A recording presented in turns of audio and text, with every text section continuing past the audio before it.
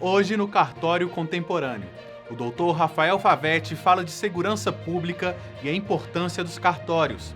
Veremos mais palestras da Concarte. Tudo isso e muito mais hoje no Cartório Contemporâneo.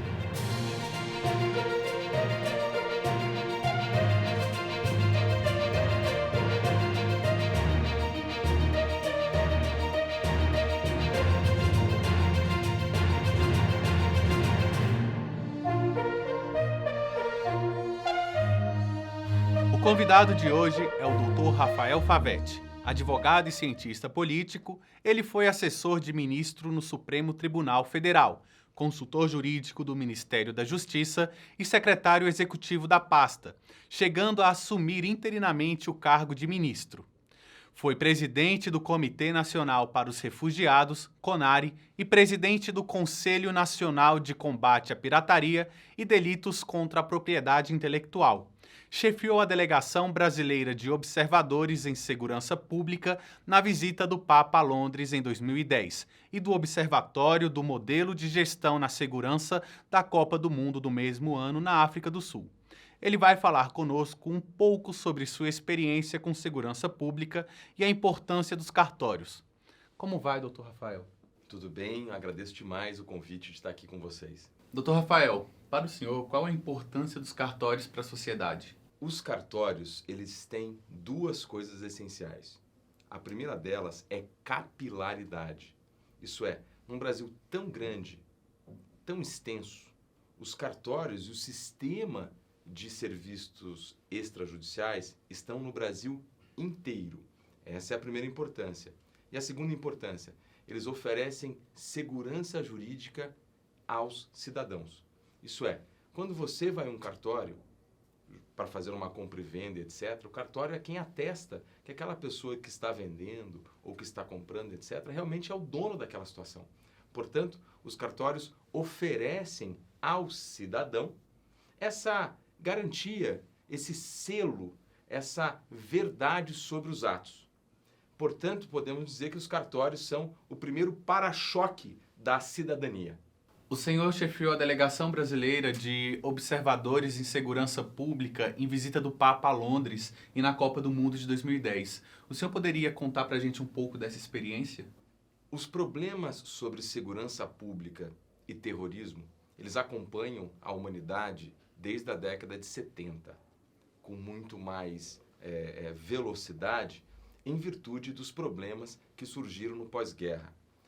Em 2010, a New Scotland Yard, que é a Polícia Federal da Inglaterra, resolveu mudar o padrão de segurança pública. Eles resolveram criar um modelo em que não é fundado em cima de uma polícia.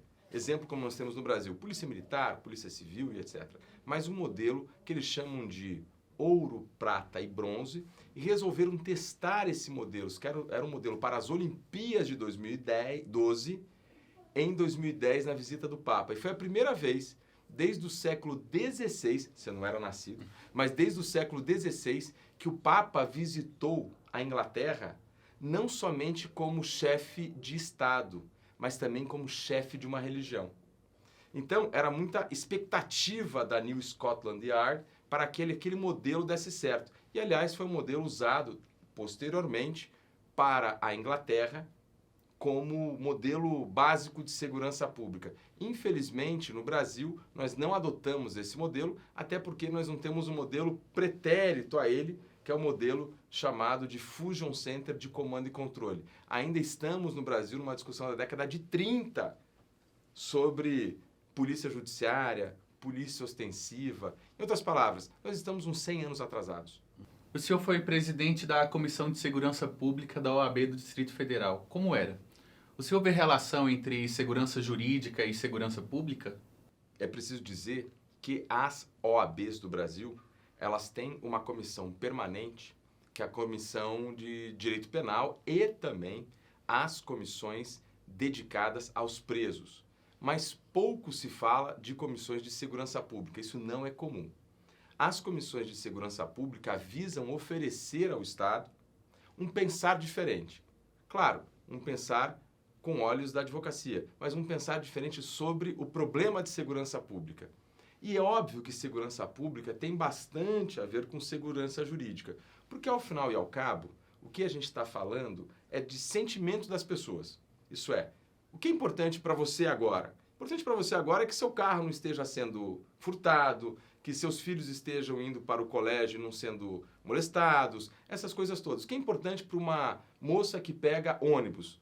Ela não ser molestada. O que é importante para um rapaz que pega ônibus? O celular não ser furtado. Então, são essas pequenas coisas que, imagina os 230 milhões de brasileiros com a mesma preocupação todo dia, o tempo inteiro. Você acaba criando um custo transacional até para a economia.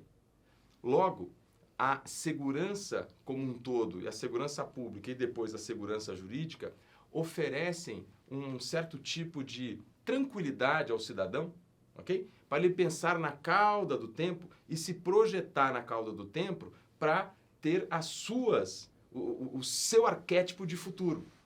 Em outras palavras, você já ouviu falar nisso, como empreendedorismo e essas coisas todas. Só que tudo isso tem uma base. A base é justamente esse sentimento de confiança que você tem no futuro. A religião chama isso de fé. Atualmente, o senhor desenvolve pesquisa na área de mito jurídico. O que é um mito jurídico? Super interessante a sua pergunta. Mito jurídico é um conceito que eu estou tentando construir, derivado de um conceito de mito político, aliás, de um pensador francês chamado Georges Sorel. A ideia básica é que o Estado de Direito, ok? Ele é uma planificação da nossa razão, né? O que é a Constituição? O que são as leis? Por que a gente vai ao cartório? Certo? Tudo isso deriva da nossa razão. Nós tentamos racionalmente colocar alguma coisa no papel, etc., que nos dê segurança e por aí vai. Logo, a base do Estado, a base do direito é a razão. Ok? Só para você ter uma ideia, o processo penal, por exemplo, no século XV, era assim: se você me acusa de alguma coisa, de ter furtado alguma coisa na sua casa, eu e você iríamos abraçar um caldeirão quente. Aquele que gritasse mais alto era o culpado, né? Isso não é racional. Então, a humanidade ela vem se desenvolvendo para que as formas jurídicas, e aí a importância dos cartórios, para que as formas jurídicas sejam racionais. Ok? O que eu pesquiso é que ainda há um espaço, mínimo que seja, há um feixe dentro do que nós chamamos de dogmática jurídica, há um feixe em que a razão não consegue atingir. E esse feixe ele é dominado pelas emoções. Então, por exemplo, eu torço para um time chamado Coritiba Futebol Clube, que, aliás, é o time do presidente da CNR, o Dr. Rogério Bacelar. O rival do meu time chama-se Atlético Paranaense. É um amontoado que existe lá no Paraná, que a gente fala carinhosamente um amontoado, no bom sentido, porque ele é meu rival. Veja, se eu chegar para você e falar assim, você é um atleticano, eu estou depositando emoção aqui, ok?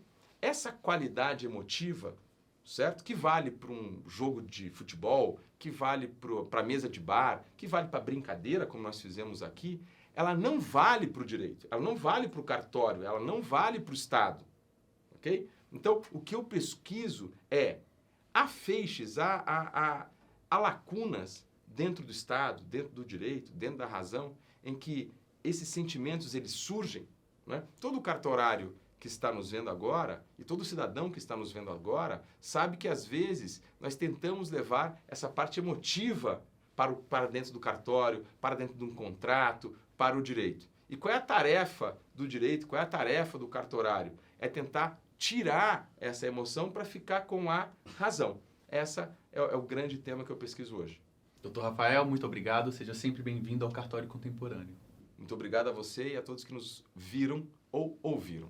Se você tiver alguma dúvida ou curiosidade sobre as atividades dos cartórios, mande-nos sua pergunta para o e-mail tvcartorios@cnr.org.br. A sua pergunta poderá aparecer aqui no programa.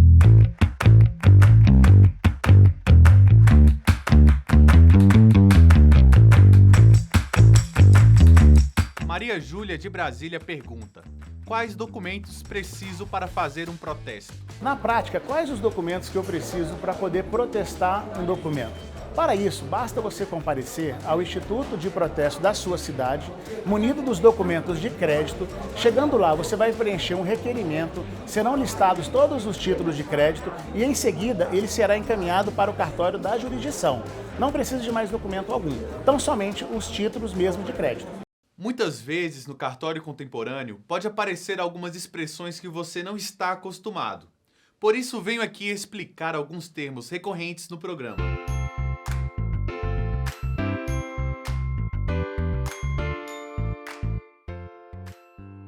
O testamento é o documento que define o destino dos bens de uma pessoa após o seu falecimento.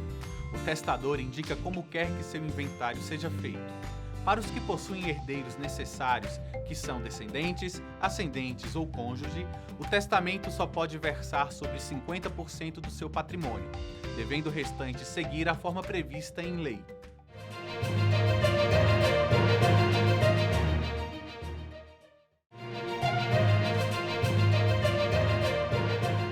O ministro Marco Aurélio falou sobre a importância da segurança jurídica em época de crise. Veja só. O difícil de falar-se em um local aprazível como Foz do Iguaçu é se tornar, no cotejo com o local, enfadonho. Buscarei simplesmente veicular ideias considerada a crença inafastável no direito positivo, sem o qual nós não temos na sociedade a segurança jurídica. Estava aguardando o momento adequado para vir aqui e falar aos senhores, quando recebi uma pequena publicação, mas uma publicação representativa, a versar o trabalhista e o que mudou em termos de direito do trabalho, do nosso colega de painel, Marlos Augusto Meleque. E essa obra me veio com uma dedicação de um simbolismo maior em 3 palavras. Quais são essas palavras? Temperança, equilíbrio, fortaleza. O encontro tem uma valia enorme, que está na troca de ideias, em reflexões, e para os palestrantes a oportunidade de um aprimoramento que é, na vida humana, infidável. O aperfeiçoamento técnico e humanístico, ele ocorre de forma constante.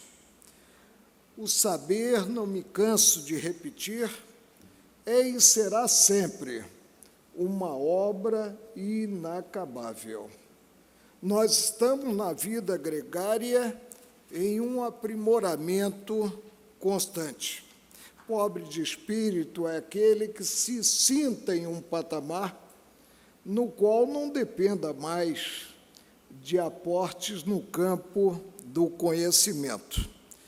Por isso, os meus cumprimentos aos organizadores desta Conferência Nacional dos Cartórios, em especial ao presidente da Confederação Nacional de Notários e Registradores, o nosso estimado Dr. Rogério Portugal Bacelar, que tenho certeza que, excluído Curitiba, torce pelo Flamengo.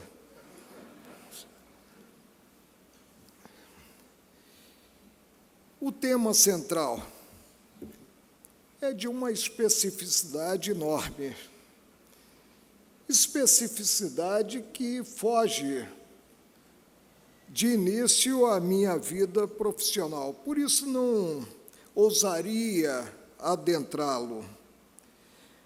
Os palestrantes falarão a respeito do cartório contemporâneo, quebrando paradigmas para a evolução de algo que atende aos anseios sociais, ou seja, a evolução do serviço notarial e de registro. Nós temos, quanto aos cartórios, e continuaremos tendo, na última trincheira da cidadania, que é o Supremo, inúmeras ações. Por isso eu guardo uma certa equidistância. E o faço principalmente neste cenário, tendo em conta algo que hoje é a tônica, que é o patrulhamento desenfreado.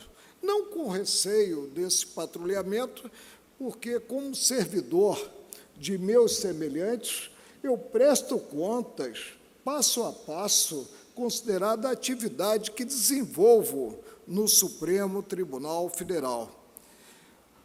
Resolvi falar aos senhores sobre algo que precisamos, se é que queremos avançar culturalmente, ou seja, a segurança jurídica em época de crise. Não há a menor dúvida que vivenciamos no país uma crise aguda em diversos setores. A quadra atual revela uma sociedade que já chegou ao limite da indignação. Considerados escândalos de toda ordem, considerada deficiência e, às vezes, até ausência no tocante aos serviços essenciais. A sociedade hoje acompanha graças a uma imprensa livre, graças às redes sociais, o dia a dia da administração pública e cobra eficiência no âmbito da administração pública, quer implementada diretamente pelo Estado, quer implementada, considerado o serviço público, como é o serviço cartorário, no campo privado. A crise é uma crise sem precedentes. É uma crise essencialmente moral. Refiro-me aqui à arte de proceder. É uma crise econômica, financeira. É uma crise considerado até mesmo o mercado. O que é que nós temos no campo da moral?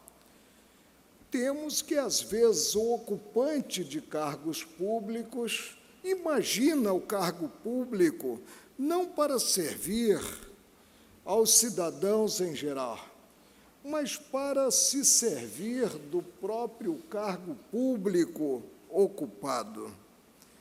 E vingou durante muito tempo, na nossa nação, o sentimento de impunidade.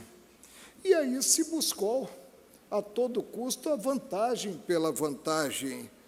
E isso ocorreu no setor privado, e aí nós temos, a salutar concorrência, mas ocorreu também no campo público, no setor público.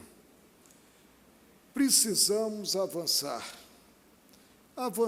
no campo da moral, mas para fazê-lo, nossos olhos hão de estar voltados para o que é básico em uma sociedade que se diga realmente estabelecida e avançada. Refiro-me à educação. O Brasil precisa dar uma atenção maior à educação. A crise econômica financeira, o endividamento externo é relativo, mas o endividamento interno é muito grande. E, a par desse endividamento, nós ainda temos o inchaço da máquina administrativa. Aí, em que pese a carga tributária hoje existente, não se tem recursos para se investir na educação, não se tem recursos para investir na saúde, não se tem recursos para investir no saneamento e não se tem recursos para investir na segurança pública. A administração ela está sujeita a certos princípios que estão mencionados pedagogicamente na Lei das Leis, que é a Constituição Federal, que a todos, indistintamente, inclusive ao Supremo, submete. E aí nos vem o princípio da legalidade, segundo a qual ninguém é obrigado a fazer ou deixar de fazer alguma coisa, senão em virtude de lei. Havendo a distinção, enquanto no setor privado é possível proceder-se de forma linear, a não ser que haja proibição, no setor público, o agente só pode atuar se estiver autorizado pela lei. Está também como princípio, imaginem os senhores, que foi preciso lançar isso na Constituição de 1988, da administração pública, a moralidade. E vem-nos também da Constituição o princípio da publicidade, que é o princípio que permite, graças a que eu apontei como imprensa, graças às redes sociais, o acompanhamento do dia a dia da administração pública e a cobrança. Esse princípio deságua em outro, que é a eficiência. Somente mediante um acompanhamento diuturno, um acompanhamento da sociedade, nós teremos a almejada eficiência.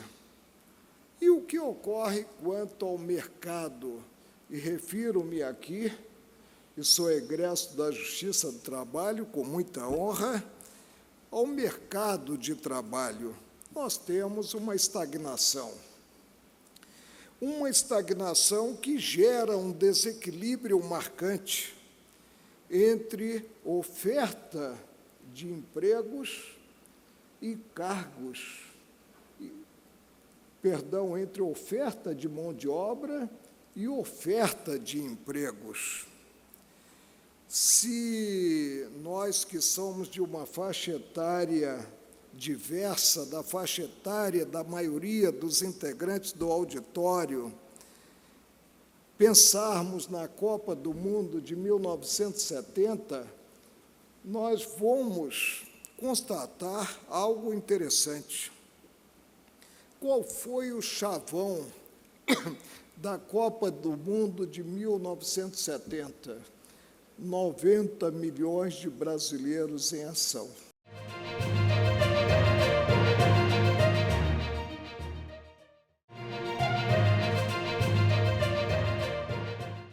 Passados cerca de 48 anos, somos 210 milhões de brasileiros em ação.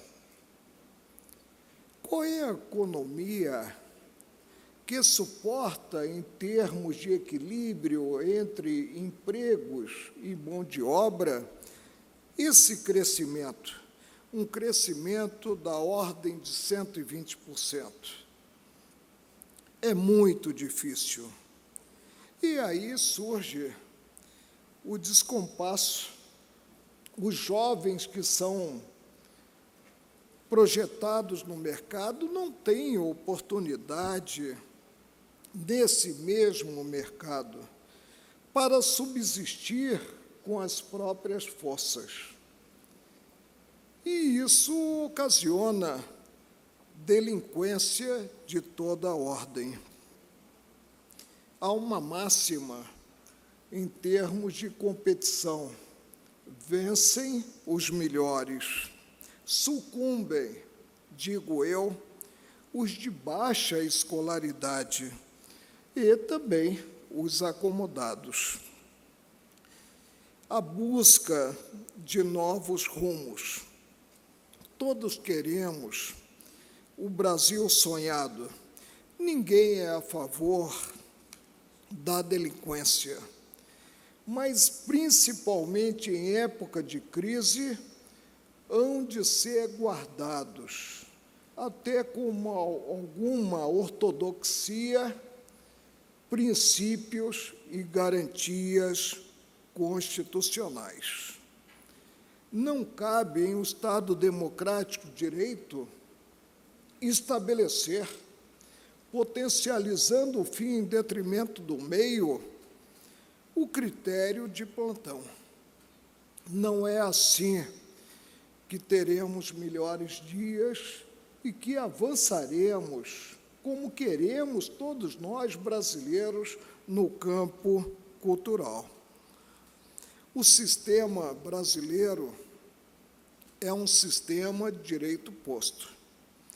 E não é um direito posto pelo Conselho Nacional de Justiça, não é um direito posto pelo Conselho Nacional do Ministério Público, órgãos que têm atribuição estrita, atribuição administrativa, órgãos aos quais a Constituição reserva o poder regulamentador, mas não o poder legiferante. Legislam os representantes do povo brasileiro, os deputados federais, legislam os senadores da República, representantes dos estados. Em época de crise, há de haver, guardemos isso, sob pena de não chegarmos a melhores dias, de não sabermos aonde vamos parar, princípios, garantias e franquias constitucionais e legais. No ápice da pirâmide das normas jurídicas está a Constituição Federal. Constituição Federal que se imagina um documento estável, mas hoje o que nós notamos é que não se trata a lei básica do país de um documento estável, no que, passados cerca de 30 anos, esse documento já foi emendado 99 vezes, é aquele veso, segundo o qual poderemos ter melhores dias mediante a edição de leis, a edição de novas emendas constitucionais.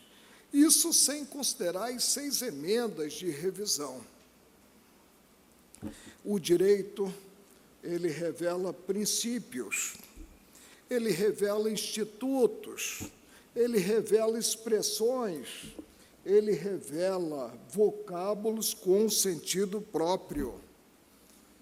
E a pureza da linguagem é que faz gerar a indispensável segurança jurídica, segurança que nós não temos nos dias atuais, como se a sociedade pudesse viver aos sobressaltos, sendo surpreendida a cada passo, a cada nova decisão.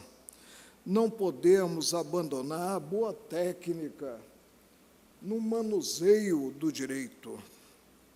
Em direito, nós aprendemos, desde sempre, nos bancos da faculdade, o meio justifica o fim, mas jamais o fim é o meio. E de bem-intencionados, o Brasil está repleto. A segurança, portanto, jurídica, pressupõe, em época de crise, uma ortodoxia na observância do que está estabelecido. Se é possível, ante a regência da matéria, chegar-se a um determinado resultado, chega-se. Se não é possível, há de repensar-se a solução para o conflito de interesses, para a contenda a ser apreciada. Eu recordo sempre, não me canso de fazê-lo, palavras de um grande jurista brasileiro, de Rui Barbosa, que dizia que com a lei, pela lei e dentro da lei, porque fora da lei não há salvação.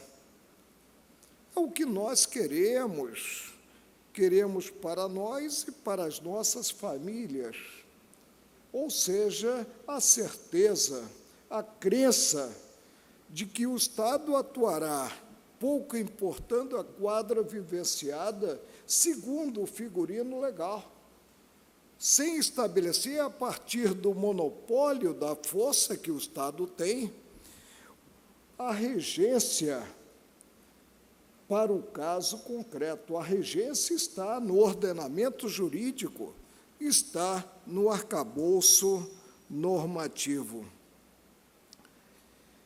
Há o risco, atualmente, de buscar-se a ferro e fogo a correção de rumos, mas isso acaba gerando intranquilidade, acaba consubstanciando em si não a justiça almejada, mas sim o justiçamento. Em síntese, a correção de rumos passa pelo respeito irrestrito à ordem jurídica, imaginando-se sempre, como dizia um grande escritor brasileiro, que o chicote muda de mão. Hoje nós podemos estar na posição de impor uma certa solução, mas amanhã nós poderemos ser destinatários dessa mesma solução. As instituições brasileiras estão funcionando. Estão funcionando, considerada a polícia investigativa, considerado o titular da ação penal pública, que é o Ministério Público e o Judiciário.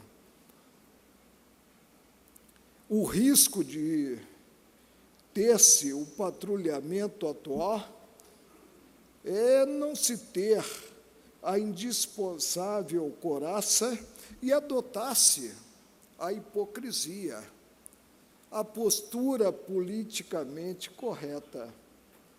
É muito fácil atuar-se, potencializando a mais não poder os anseios da sociedade. Como eu disse, a sociedade chegou a um nível de indignação que, se ela pudesse, simplesmente construiria na Praça dos Três Poderes um paredão e, sumariamente, sem observância ao devido processo legal, fuzilaria todos aqueles acusados de terem cometido o crime do colarinho branco.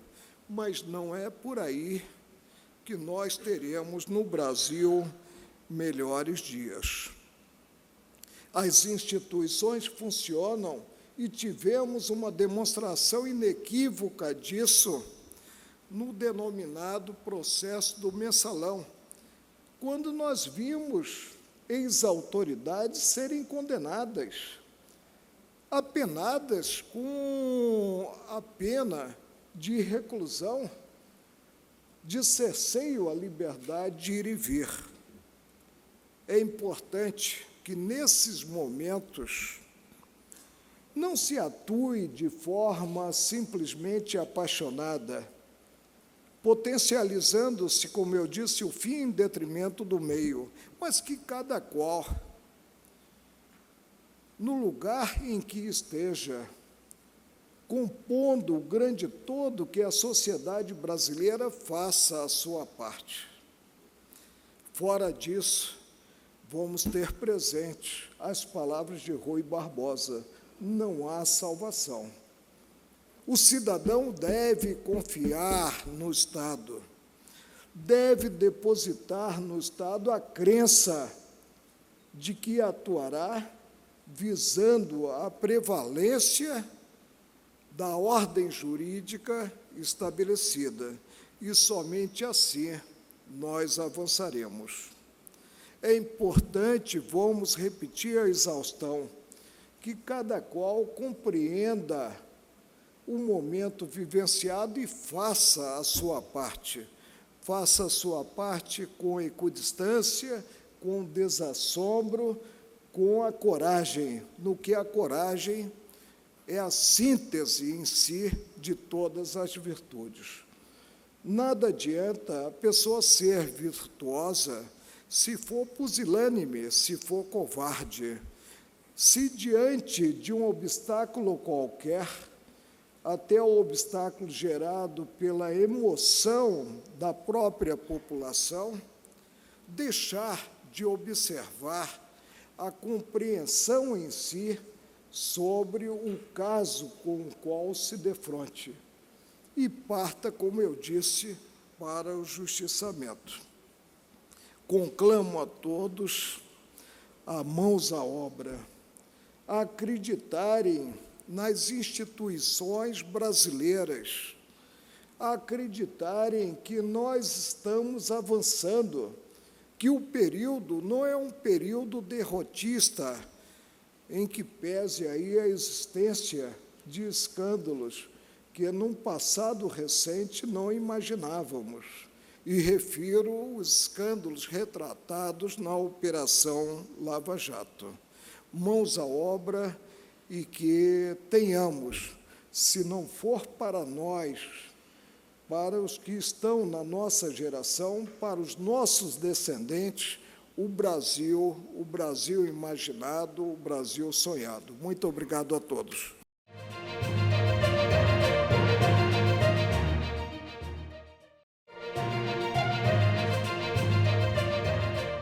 O magistrado e ministro do STJ, Sérgio Cuquina, também falou na Concarte sobre o tema a mediação como forma de solução de conflitos. Confira. Eu leio aqui, artigo 161, sem se fazer constar que se tem intentado o meio da reconciliação, não se começará processo algum.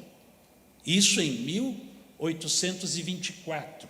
Mas aí alguém há de perguntar, mas então foi só em 1824 que alguém pensou nisso pela primeira vez? Não. Eu trago aqui para os senhores outra informação. Quando o Brasil foi descoberto, acho que a maioria, se não todos aqui, tem formação jurídica, e nós nos habituamos, desde o primeiro ano da faculdade, a ouvir falar nas famosas ordenações. Quando o Brasil foi descoberto, em 1500, foi o ano em que Portugal baixou as suas primeiras ordenações, as chamadas ordenações afoncinas, em 1500. Essas ordenações vigeram durante 14 anos. Em 1514 foram substituídas pelas manuelinas. E as manuelinas duraram bem mais, até 1603. Em 1603, portanto, advém as ordenações filipinas. E essas ordenações filipinas de 1603, em que pese já tivéssemos, portanto, após a independência, a nossa primeira Constituição, a Carta de 1824, não podemos esquecer que as ordenações filipinas tiveram plena vigência e aplicabilidade entre nós por muito tempo, mesmo após nossa independência de Portugal, e notadamente na área extrapenal. Porque já em 1830 tivemos nosso primeiro Código Criminal, mas no âmbito extrapenal, pode-se dizer que as ordenações filipinas tiveram impacto até o advento do nosso primeiro Código Civil, de 1916, o Código Bevilacqua. Mas eu volto às ordenações filipinas, que eram as vigentes desde 1603, para ler os que eventualmente não tenham tido essa informação, para ler o que se dizia, né, nas ordenações filipinas a respeito da conciliação. Né? Leiam, isso está lá no seu livro 3, tomo 20, parágrafo 1º, das ordenações filipinas. Estava escrito: e no começo da demanda dirá o juiz a ambas as partes que, antes que façam despesas e se sigam entre eles os ódios e dissensões, se devem concordar e não gastar suas fazendas por seguirem suas vontades, porque o vencimento da causa é sempre duvidoso. Inclusive, tinha razão nessa medida. Se me permitem aqui um link com o estudo do processo civil, tinha muita razão um estudioso, um processualista alemão, ainda do século XIX, James Goldschmidt, quando tentou explicar a teoria da ação, a natureza jurídica da teoria da ação. Hoje, para nós, é muito tranquilo. Não, a ação é o direito de pedir um provimento judicial ao Estado. A ação não é proposta contra o meu adversário, mas sim contra o Estado. Quando o Estado diz que eu não posso fazer justiça pelas próprias mãos, ele chamou para si o dever de solver o conflito, de resolver. Então, quando eu proponho ação, eu proponho contra o Estado. Reflexamente é que o resultado incidirá sobre o meu adversário. Mas Goldschmidt tentou explicar o seguinte: olha, a natureza do processo, ele disse assim, o processo tem natureza jurídica de situação. É uma situação jurídica que se cria quando alguém bate às portas da justiça. Por quê? Porque aquele que imaginava ter um direito tranquilo, sereno, ia à justiça, por assim dizer, só em busca da homologação, do carimbo judicial em seu favor. Mas Goldschmidt, então, alertava, está errado. A hora que você, imaginando ser titular de um direito tranquilo, indiscutível, quando você propôs a sua ação na justiça, isso que parecia tranquilo, parecia integrar o teu patrimônio, se converte num feixe de meras probabilidades, num feixe de incertezas. O processo se convola num tabuleiro de xadrez, em que o lance seguinte do teu adversário pode te deixar à margem do direito que você afirma ou afirmava possuir. Então, por isso, a pertinência da exortação. E quando nós vamos rapidamente ao Estado brasileiro, antes ainda da Constituição Federal, nós tivemos uma lei que foi uma lei ruptural. Foi a Lei 7.244, a Lei dos Juizados de Pequenas Causas. E essa lei do juizado, ela continha, em 1984, portanto, antes da Constituição de 88, a seguinte disposição em seu artigo 22. Notem o que eu vou ler. Artigo 22 da Lei dos Juizados de Pequenas Causas.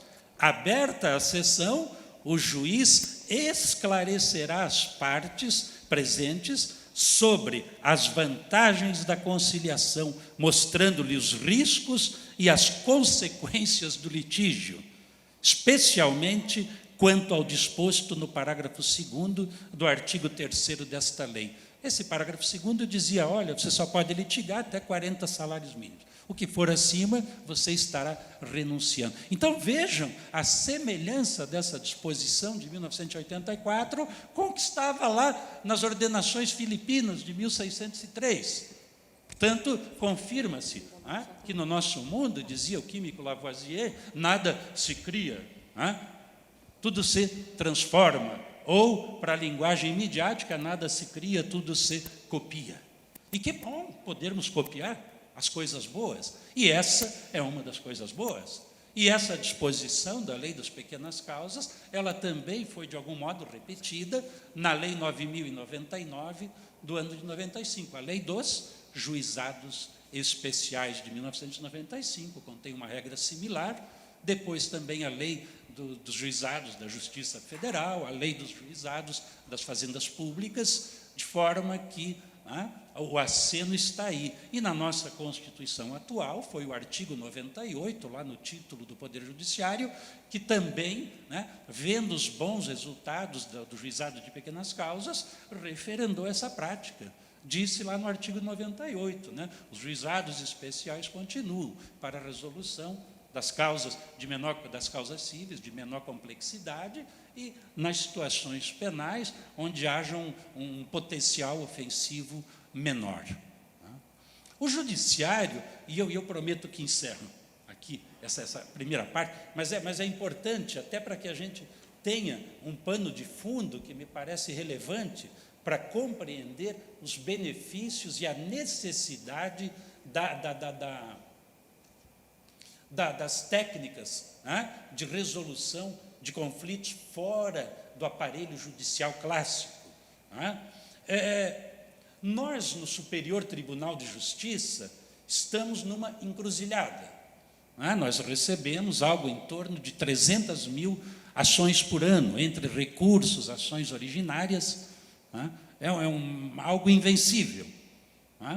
Mas, por isso, nós reivindicamos ao Congresso Nacional a aprovação de uma PEC, para dizer que o STJ só terá a obrigação de apreciar um recurso especial quando o recurso especial trouxer no seu bojo uma questão federal relevante, já que as questões constitucionais tocam ao Supremo, no recurso extraordinário. Nós, por alguma razão, não tivemos a mesma oportunidade que se deu ao Supremo por ocasião da emenda 45 de 2004, a emenda que representou a primeira fase da reforma do Poder Judiciário. Nessa emenda de 2004, a emenda 45, é que surge o CNJ, surge o Conselho Nacional do Ministério Público, surge a figura da súmula vinculante, por exemplo, e surge o quê? Surge um filtro em favor do Supremo Tribunal Federal, o filtro da repercussão geral. Então, a partir de 2004, se disse: Supremo, você não está mais obrigado a julgar violações de norma constitucional em todo e qualquer processo. Você só julgará quando reconhecer que esse processo, uma vez decidido, poderá repercutir no interesse de centenas de milhares de pessoas que tenham um problema jurídico semelhante. Isso, por um lado, é perigoso, claro, nós temos que aceitar, então, a possibilidade real de que muitos litigantes terão de conviver com uma decisão dada de modo inconstitucional. Por quê? Porque quando ele recorre ao Supremo, o Supremo dirá: que pena, de fato, até parece que a decisão foi inconstitucional lá no tribunal do seu estado, mas o seu caso não tem repercussão geral. O senhor não me provou, recorrente, que há uma repercussão geral que extrapola o seu interesse pessoal. Então, eu não conheço do seu recurso extraordinário. E aí se consolidam decisões, possivelmente, várias delas, inconstitucionais. O STJ vai atrair o mesmo risco, porque a gente quer o mesmo filtro do Supremo, através da chamada relevância da questão federal, em que eu direi: olha, você tem razão, parece mesmo que o tribunal de origem violou uma regra da Constituição, mas o seu caso não tem relevância. E aí eu devolvo e ele vai ter que conviver com aquela decisão, onde, por vezes, realmente se deu uma interpretação equivocada. Mas é a nossa esperança. E quando conversamos com os senhores parlamentares da Câmara, do Senado Federal, nós explicamos que não adianta prometer para a população, como se prometeu na Constituição, que ela teria um Superior Tribunal de Justiça para interpretar a lei federal, se esse Superior Tribunal não pode desempenhar essa sua missão constitucional com um mínimo de qualidade. né? E aí nós precisamos demonstrar aos parlamentares a urgência. A PEC está parada em função do problema do Rio de Janeiro, a intervenção. Não é? Hoje o senador Álvaro Dias já falou do projeto dele, que está paralisado. A Constituição não permite, né, o andamento de PECs em regime de intervenção como esse que está no Rio de Janeiro. O que é que nós contamos aos parlamentares? Nós dissemos, senhores parlamentares, antes de 88, antes da Constituição de 1988, as pessoas raramente iam à justiça reivindicar direitos. Por quê? Porque não gostavam de litigar? Não. Porque não lhes eram reconhecidos direitos. Com a profusão com que se passou a reconhecer a partir de 1988. Em 88 se disse, o idoso tem direito, a pessoa negra tem direito, a pessoa com deficiência tem direito. Várias categorias. Eu tenho direitos frente ao Sistema Único de Saúde. E aí o cidadão brasileiro se animou a postular direitos prometidos e não entregues. Então, para que tenham uma ideia de como isso ocorreu, em termos estatísticos, nós dissemos aos senhores parlamentares, dissemos a eles o seguinte, em 1988, ano em que a Constituição Federal do Brasil foi aprovada, sabe quantas ações foram protocoladas no Brasil inteiro?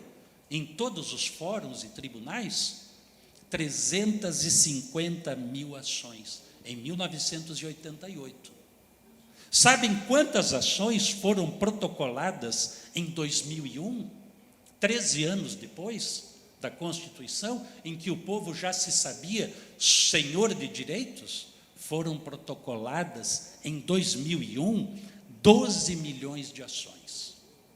E sabe quantas ações foram protocoladas no Brasil inteiro em 2009, 20 anos depois da Constituição aprovada? Em 2009, foram protocoladas 25 milhões de ações.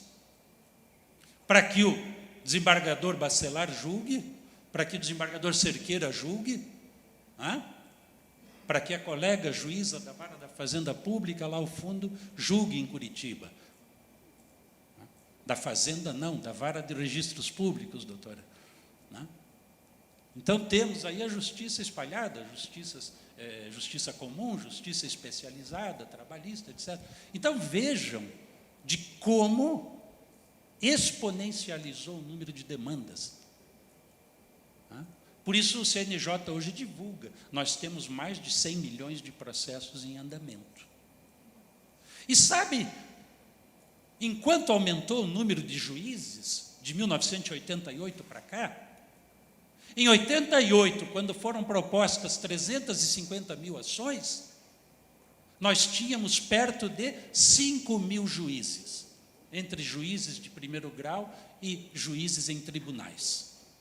Perto de 5 mil. Sabe quantos juízes nós temos hoje? 30 anos depois, a Constituição completa 30 anos, nós temos menos de 20 mil juízes.